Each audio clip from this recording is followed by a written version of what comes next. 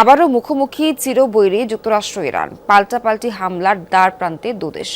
বিক্ষোভকারীদের পক্ষ নিয়ে ইরানে হামলার ছক কষছে ওয়াশিংটন। অন্যদিকে তেহরানের হুমকি এ পদক্ষেপে অস্তিত্ব ঝুঁকিতে পড়বে ইসরায়েল এবং মধ্যপ্রাচ্যের মার্কিন ঘাঁটি।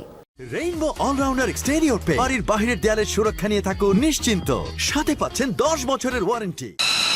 ইরানে বিক্ষোভ দমনের বিরুদ্ধে শুরু থেকেই সরকারকে হুমকি ধামকি দিয়ে আসছিল যুক্তরাষ্ট্র। এবার তেহরানকে ভয় দেখাতে মধ্যপ্রাচ্যে সামরিক উপস্থিতি জোরালো করছে ওয়াশিংটন। একাধিক সূত্রের বরাতে বিভিন্ন গণমাধ্যম বলছে, সপ্তাহ ধরে অঞ্চলটিতে বিপুল পরিমাণ সামরিক সরঞ্জাম স্থানান্তর করেছে ট্রাম্প প্রশাসন। প্রশ্ন হলো, ইরানে মার্কিন হামলা হলে কি হাত গুটিয়ে বসে থাকবে তেহরান? এর সম্ভাব্য উত্তর অবশ্য মিলেছে মাস কয়েক আগেই। নিজেদের পরমাণু স্থাপনায় যুক্তরাষ্ট্রের হামলার জেরে গেল জুনে কাতার ও ইরাকের মার্কিন ঘাঁটিতে ক্ষেপণাস্ত্র হামলা চালায় তেহরান। ইসরায়েলের হামলার পরও চুপ থাকেনি খামেনি প্রশাসন। ধারণা করা হচ্ছে, ইরানে সম্ভাব্য মার্কিন হামলা দেশটিকে ঘিরে থাকা যুক্তরাষ্ট্রের অবকাঠামো এবং নাগরিকদের ঝুঁকিতে ফেলবে। কেননা তেহরানের রেঞ্জের মধ্যে রয়েছে মধ্যপ্রাচ্যে অবস্থিত 40,000 মার্কিনী এবং তাদের সেনা ঘাঁটি। কাউন্সিল অন ফরেন রিলেশনসের তথ্য বলছে, মধ্যপ্রাচ্যের 19টি স্থানে ঘাঁটি গেড়েছে যুক্তরাষ্ট্র। সবচেয়ে বেশি সেনা সদস্য উপস্থিত কাতার, বাহরাইন, কুয়েত, সংযুক্ত আরব আমিরাত এবং সৌদি আরবে।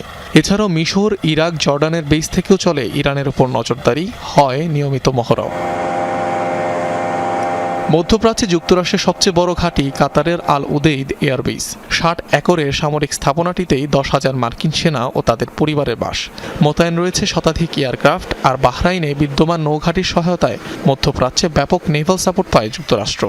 এখানে মোতায়েন রয়েছে মার্কিন নেভির 5ম নৌবহর। গুরুত্বপূর্ণ বিমানবাহী রণতরীও থাকে এখানে। ভঙ্গুর প্রতিরক্ষা ব্যবস্থা হলেও ধারণা করা হয়, সক্ষমতার সবটুকু দিয়ে হামলা চালালে যুক্তরাষ্ট্রের এসব ঘাঁটির যথেষ্ট ক্ষতি সাধন করতে পারবে ইরান। আর সরাসরি মার্কিন মুলুকে হামলার সক্ষমতা দেশটির আছে কিনা তা নিয়ে রয়েছে সংশয়। অনিক রহমান, যমুনা নিউজ।